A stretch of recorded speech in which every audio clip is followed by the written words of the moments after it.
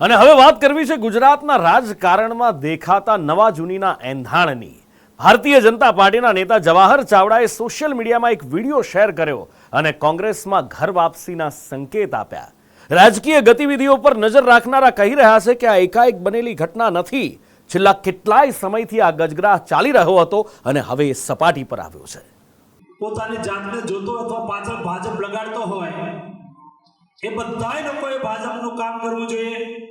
આ મારું કામ હતું, આ મારી ઓળખ હતી, તેની ઉપર ભારતીય જનતા પાર્ટીએ પોતાની ઓળખ લગાડી દીધી।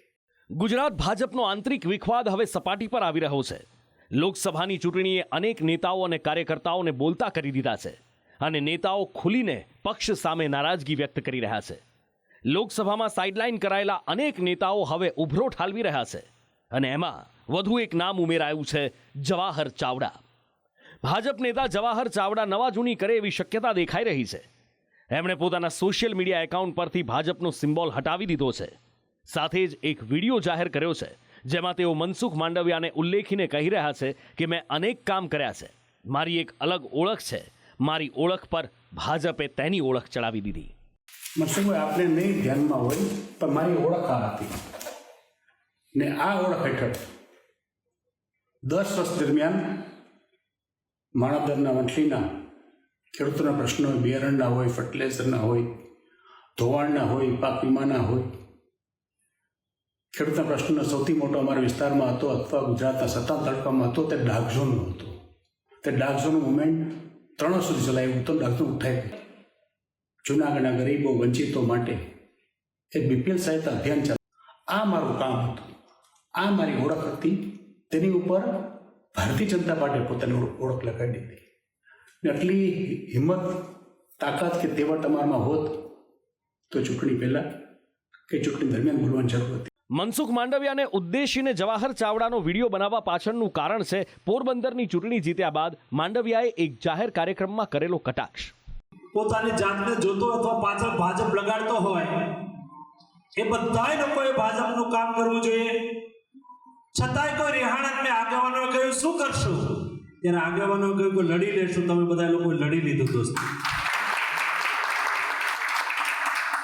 પૂર્વ મંત્રી જવાહર ચાવડા ભાજપમાં છેલ્લા કેટલાય દિવસોથી અનકમ્ફર્ટેબલ ફીલ કરી રહ્યા હતા। પેટા ચૂંટણીમાં એમની નિષ્ક્રિયતા દેખાઈ આવી હતી। સાથે જ પેટા ચૂંટણીમાં તેમના પર પક્ષ વિરોધી પ્રવૃત્તિ કરવાનો પણ આરોપ લાગ્યો હતો।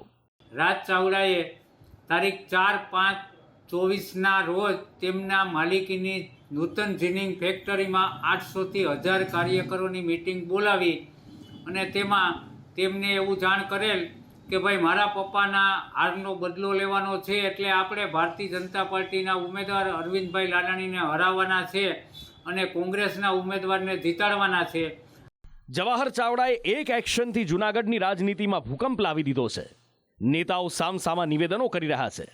જે નારાજગી, હું તો કહું પાર્ટીમાં આવડા મોટા કર્યા, જ્યારે ટિકિટ ભારતીય જનતા પાર્ટીમાં જોડાના હતા તો એ એની ઈચ્છાથી જ જોડાના હતા અને ત્યારે એણે મિનિસ્ટર બનાવ્યા, ટિકિટ આપી, પાછા ચૂંટાણા, પાછી પણ ટિકિટ આપી, એટલે એને ખરેખર મવડી મંડળને ખાસ કરીને CR પાટીલ સાહેબને મળી લીધું હોય। ભાજપમાં બોલવાની આઝાદી જ નથી।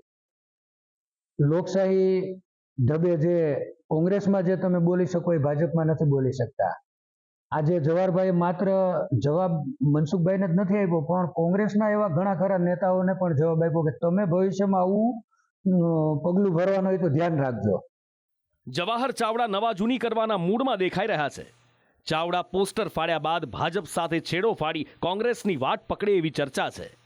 કોંગ્રેસના કેટલાક નેતાઓએ આમંત્રણ આપ્યું છે એવી વાતો પણ ચાલી રહી છે અને આ બધા વચ્ચે કોંગ્રેસને દોડવું હતું અને ઢાળ મળી ગયો કે એક દિવસ આવશે કે તમને જે રીતે તમે લોકોની અવગણના કરીને માત્ર ને માત્ર સત્તા મેળવવા માટે કોંગ્રેસના ધારાસભ્યો, નેતાઓને ભારતીય જનતા પાર્ટીમાં ભેળવી રહ્યા છો, એ દિવસ બહુ દૂર નથી કે ભારતીય જનતા પાર્ટીમાં વિસ્ફોટ થાય। વિસ્ફોટ જવાહરભાઈ જ્યારે લીધા ત્યાં જવાહરભાઈ તાકાતવાળા છે, બીજાને લેવા ત્યાં તાકાતવાળા છે અને જેવી કામ પતી ગયું, કોંગ્રેસને નુકસાન કરવાનું, માણાવદરના વિસ્તારને નુકસાન કરવાનું, જૂનાગઢના વિસ્તારને નુકસાન કરવાનું, એના પછી દરેક વ્યક્તિને કોરાણે મૂકી દેવાની ભાજપાની આ પુરાની નીતિ છે. પોતાના પક્ષના બી વરિષ્ઠ લોકોને માર્ગદર્શક મંડળમાં એક બાજુ હર્ષલી દેવા, બીજાને લીધા હોય લોભ લાલચ આપીને મહત્વાકાંક્ષા સંતોષવા માટે,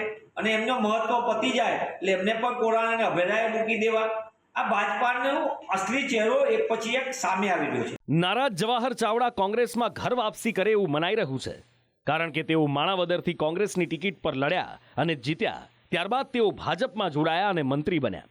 હવે અરવિંદ લાડાણી કોંગ્રેસમાંથી લડ્યા અને જીત્યા પછી ભાજપમાં જોડાયા. એટલે ભાજપમાં એક મ્યાન બે તલવાર થઈ ગઈ છે. બીજી બાજુ કોંગ્રેસની મ્યાન ખાલી છે. તો શું જવાહર ચાવડા રાહ જોઈને બેઠા હતા? બ્યુરો રિપોર્ટ, સંદેશ ન્યૂઝ.